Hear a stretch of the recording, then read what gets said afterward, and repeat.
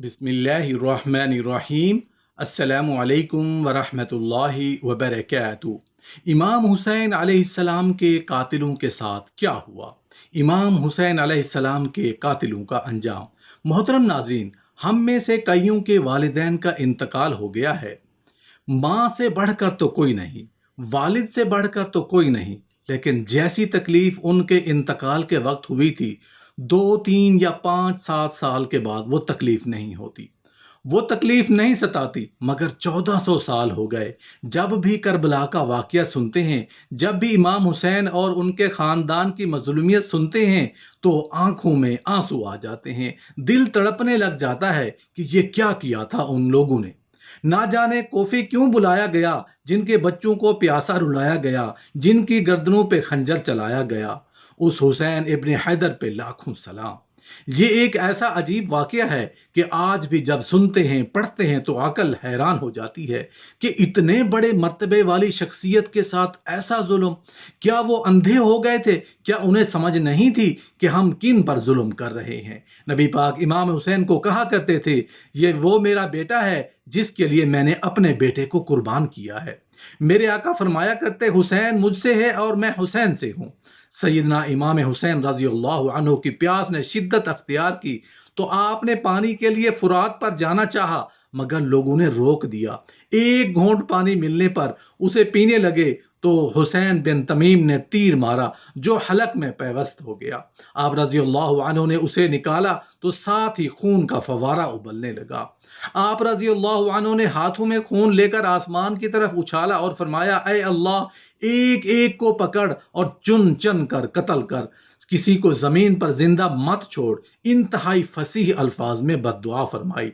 लिखने वाले लिखते हैं कि अभी थोड़ा ही वक्त गुजरा था कि अल्लाह ताला ने तीर चलाने वाले पर प्यास मुसल्लत फरमा दी। उसे ठंडा पानी पिलाया जाता, कभी दूध मिलाकर पिलाया जाता, मगर उसकी प्यास ना बुझती थी। वो कहता, मुझे पानी दो। वल्लाह, प्यास ने मुझे कत्ल कर दिया। और देखते ही देखते उसका पेट ऊंट के पेट की तरह फूल गया। आम्र बिन साद के लश्करी असहाब हुसैन रजी अल्लाह अन्हु को पानी से रोकने लगे। आम्र बिन हज्जाज उनका अमीर था, तो आप रजी अल्लाह अन्हु ने उसके लिए प्यास की बद्दुआ फरमाई। चुनाचे वो शिद्दत प्यास से हलाक हो गया। अब्दुल्ला बिन हौजा नामी एक शख्स आप रजी अल्लाह अन्हु के मुकाबले में आ खड़ा हुआ और कहने लगा, हुसैन, जहन्नुम की बशारत सुन ले। सैयदना हुसैन रजी अल्लाह अन्हु ने फरमाया, हरगिज नहीं, मैं तो मेहरबान रब और शफी मुता नबी के रूबरू हाजिरी दूंगा। जहन्नुम का तो ज्यादा तू हकदार है। कहते हैं कि वहां से वापस हुआ तो वापसी पर घोड़े से ठोकर खाई, वो नीचे गिरा और गिरते वक्त रुकाब में उसका पांव फंस गया। सैयदना हुसैन रजी अल्लाह अन्हु ने उसका नाम पूछा तो उसने अपना नाम इब्ने हौजा बताया। सैयदना हुसैन रजी अल्लाह अन्हु ने हाथ उठाकर उसके लिए बद्दुआ फरमाई, ऐ अल्लाह, उसे जहन्नुम में धकेल दे।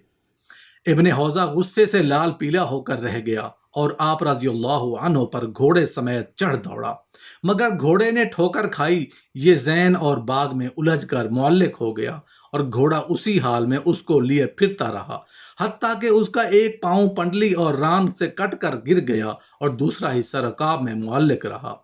मुस्लिम बिन औसज ने तलवार मारकर उसका दायां पांव भी काट डाला। घोड़ा जिस पत्थर के करीब से गुजरता वो पत्थर उसके सर में जोर से लगता, उसी हाल में मर गया। मोहम्मद बिन साद फरमाते हैं कि मुझे अब्दुल मलिक बिन करदोस ने इब्ने ज़ियाद के पहरेदार से नकल करके बताया। वो कहते हैं कि जिस वक्त सैयदना हुसैन रजी अल्लाह अन्हु शहीद हुए, उस वक्त मैं इब्ने ज़ियाद के साथ कसरे अमारात में दाखिल हुआ तो अचानक उसके चेहरे पर आग के शोले भड़कने लगे। तो उसने फौरन आस्तीन से अपने चेहरे को छुपाने की कोशिश की और मुझे कहा कि ये बात किसी से मत करना। शरीक बिन मुगीरा कहते हैं कि इब्ने ज़ियाद की वालदा मरजाना ने उसे कहा, खबीस, तूने जिगर गोशा बिनते रसूल सल्लल्लाहु अलैहि वसल्लम को शहीद किया है, तू कभी जन्नत नहीं देख सकेगा। मालिक बिन बशीर नामी बनु बदा का एक शख्स आया, उसने इमाम हुसैन के सर मुबारक पर तलवार की जरब लगाकर लहू लहान कर दिया।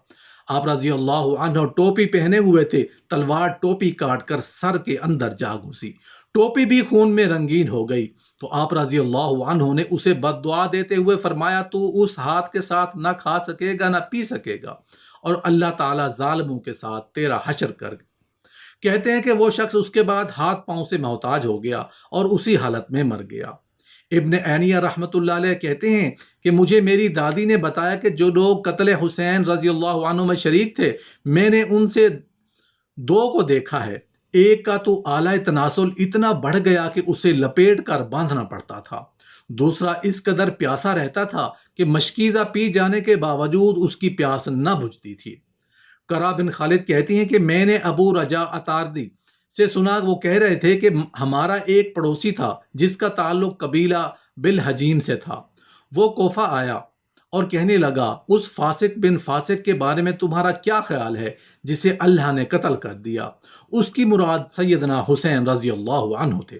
اتنے میں آسمان سے اللہ نے 2 ستارے بھیجے، وہ اسے اندھا کر گئے۔ عطا بن مسلم حلبی کہتے ہیں کہ صدی نے فرمایا کہ میں تجارت کی غرض سے کربلا آیا، بنوتے کے ایک معزز آدمی نے ہماری ضیافت کی، ہم لوگ رات کے کھانے پر اس کے ہاں گئے، شہادت حسین رضی اللہ عنہ کی بات چل نکلی۔ میں نے کہا جو شخص بھی قتل حسین رضی اللہ عنہ میں شریک تھا اس کا انجام بہت برا ہوا۔ وہ کہنے لگا بالکل جھوٹ ہے، میں خود ان کے قتل میں شریک تھا۔ اتنے میں وہ چراغ میں تیل ڈالنے لگا اور انگلی سے بتی ٹھیک کرنے لگا، اس کی انگلی نے آگ پکڑ لی۔ تھوک کے ذریعے اسے بجھانے لگا تو داڑھی نے آگ پکڑ لی۔ اس نے دوڑ کر پانی میں چھلانگ لگا دی، مگر اتنی دیر میں وہ جل کر کوئلہ بن چکا تھا۔ اللہ تعالیٰ نے سورہ عنکبوت میں سچ فرمایا تو ہر ایک کو ہم نے اس کے گناہ کی سزا میں پکڑ لیا۔ سو ان میں سے بعضوں پر ہم نے تند ہوا بھیجی اور ان میں بعضوں کو ہولناک آواز نے آ دبوچا اور ان میں بعض کو ہم نے زمین میں دھنسا دیا، اور اللہ ایسا نہ تھا کہ ان پر ظلم کرتا، لیکن یہی لوگ اپنے اوپر ظلم کیا کرتے تھے۔ شمر ایک بستی میں ٹھہرا ہوا تھا، وہاں سے ایک قاصد بھیجا۔ اس بستی کا نام کلبانیہ تھا، یہ دریا کے کنارے ذرا ٹیلوں کی طرف ہٹ کر تھی۔ یہ قاصد وہاں چلا تو اسے راستے میں ایک اور قاصد ملا۔ اس نے اس سے پوچھا کہاں کا ارادہ ہے؟ اس نے کہا مصعب کے پاس جا رہا ہوں۔ اس نے پوچھا کہ کس نے بھیجا ہے؟ اس نے کہا شمر نے۔ یہ کہنے لگے یہ میرے آقا کے پاس چلو۔ اس کا آقا ابو امرا تھا، مختار نے جس کی سرکردگی پر شمر کے تعاقب کے لیے ایک دستہ روانہ کیا تھا۔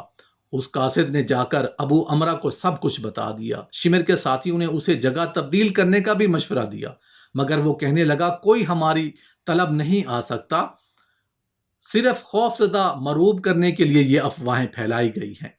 میں ان بستی والوں کے دلوں میں رعب بٹھا کر 3 روز بعد یہاں سے جاؤں گا۔ ابو امرا نے اچانک عمر پر حملہ کر دیا۔ انہیں گھوڑوں پر سوار ہونے اور اسلحہ اٹھانے کا بھی موقع نہ ملا۔